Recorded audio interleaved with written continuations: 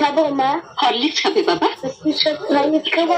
মজা কি মজা, আমার হরলিক্স খেতে খুব খুব ইচ্ছা করে। ডাক্তারবাবু বলেছেন দুবেলা তোমাকে হরলিক্স খেতে। তুমি বসো, আমি গরম জলটা করে নিয়ে আসছি। কেন না, তোমরা হঠাৎ একেবারে বড় লোক হয়ে গেলে। এবার থেকে 10-20টা ঝি চাকর রাখো, যে তোমার পান সেজে দেবে। হঠাৎ এই কথা বলছিস কেন? এবার থেকে আর অভাব অভাব বলে টাকা ধার চেও না। যা বলবি সোজাসুজি বল।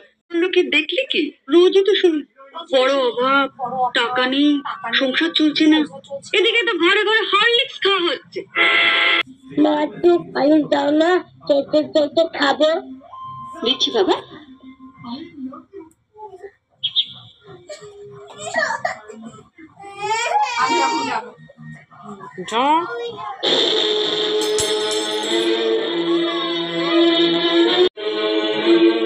ছেলেকে হরলিক্স খাওয়ানো হচ্ছে, আর যেই না সংসারে একটু বেশি টাকা দিতে বলি, অমনি মুখ শুকনো করে বলা হয় জ্বরেও দুর্বল হয়ে পড়েছে মা, ডাক্তার ওকে হরলিক্স খেতে বলেছে।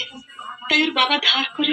ওসব কথা অনেক শুনেছি, ধরা পড়লেই ধার করেছি। নে নতুন তুলে নে হরলিক্সটা।